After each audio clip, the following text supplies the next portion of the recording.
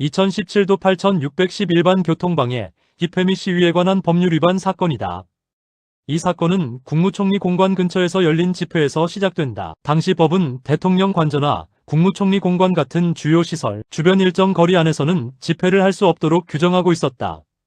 피고인은 그 금지된 구역 안에서 집회를 주최하였고 경찰의 해산 명령에도 따르지 않았다는 이유로 기소되었다. 또한 집회 과정에서 도로가 점거되어 차량 통행이 방해되었다는 점에서 일반 교통방해죄도 함께 문제되었다. 1심과 항소심은 일부 행위에 대해 유죄를 인정하였다. 그런데 재판이 진행되는 사이 헌법재판소는 국무총리 공관, 주변 집회를 전면적으로 금지한 법 조항이 헌법에 맞지 않는다고 판단하였다. 다만 즉시 효력을 없애지 않고 일정 기간 동안 법을 유지하면서 국회가 고치도록 하는 헌법 불합치 결정을 내렸다. 그런데 국회가 그 기간 안에 법을 고치지 않았고 결국 이 규정으로 이미 기소된 사건을 그대로 처벌할 수 있는지가 문제로 남게 되었다. 이 사건의 핵심 쟁점은 헌법 불합치 결정이 단순히 나중에 고쳐라는 의미인지 아니면 형벌 조항에 대해서는 위헌 결정과 같은 효력을 가지는지에 있다. 그리고 만약 위헌과 같은 효력이 인정된다면 그 법은 과거 행위에도 적용할 수 없게 되는지, 즉 소급하여 효력을 잃는지 여부가 문제된다. 마지막으로 그렇게 된다면 이미 기소된 사건에 대해 법원이 유죄를 유지할 수 있는지 아니면 무죄를 선고해야 하는지가 쟁점이 된다. 대법원은 헌법 불합치 결정이 형식적으로는 위헌 결정과 다르지만 형벌과 결합된 법률 조항에 대해서는 실질적으로 위헌 결정과 동일하게 보아야 한다고 판단하였다.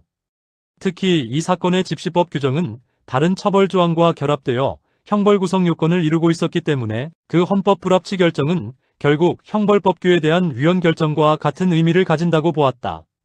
그리고 형벌법규가 위헌으로 판단되면 그 효력은 소급하여 사라진다. 이는 과거의 행위까지 포함하여 더 이상 범죄로 평가할 수 없다는 뜻이다. 따라서 이 규정을 근거로 기소된 집회 및 시위에 관한 법률 위반 부분은 범죄가 성립하지 않으므로 무죄로 판단해야 한다고 보았다. 다만 이 사건에서는 도로 점거로 인한 교통방해 행위도 함께 문제되었는데 이는 별도의 범죄 구성 요건에 해당하므로 그대로 유죄 판단이 유지될 수 있다고 보았다. 결국 같은 사건 안에서도 어떤 행위는 무죄가 되고 어떤 행위는 유죄가 되는 결과가 발생하였다. 헌법적 관점에서 보면 이 판결은 집회의 자유라는 기본권을 매우 중요하게 보호한 사례이다.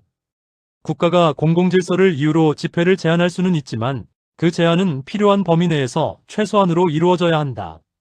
특정 지역에서 집회를 전면적으로 금지하는 것은 과도한 제한이 될 수 있고 헌법재판소는 바로 이 점을 문제 삼은 것이다.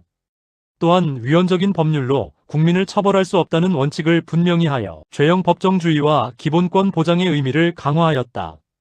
생명윤리적 관점에서 보더라도 이 판결은 중요한 메시지를 가진다. 집회는 단순한 의견 표현이 아니라 인간이 자신의 생각과 고통, 요구를 외부로 드러내는 사회적 행위이다.